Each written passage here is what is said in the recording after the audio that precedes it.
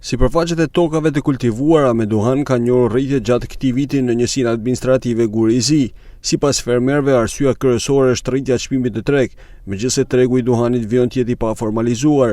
Atëherë në zona Gurizi njihet për kultivimin e duhanit, sidomos Sheldin Ragam që kanë vite që kultivojnë, është si më thënë trashëgume brez mas brezit. Aktualisht vazhdon me rritje shumë të mirë.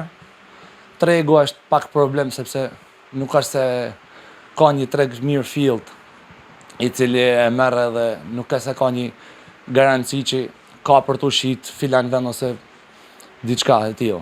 Është me siklet kjo pjesa e tregtimit, përgjithsisht në Shkodër e çojnë masa e përgjithshme, masa e gjitha katunave domethënë, por ka edhe për aty që rrezikojnë ma tutje, shkojnë nëpër qytete, lvizin me makina private.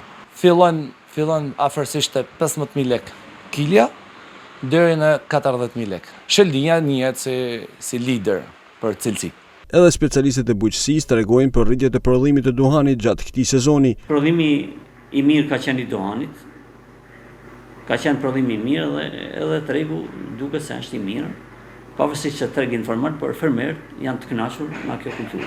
Kryesisht fshatrat më të njohur për kultivimin e duhanit në Bashkinë Shkodër tradicionalisht janë Ragami dhe Sheldia në njësinë administrative Gurizi.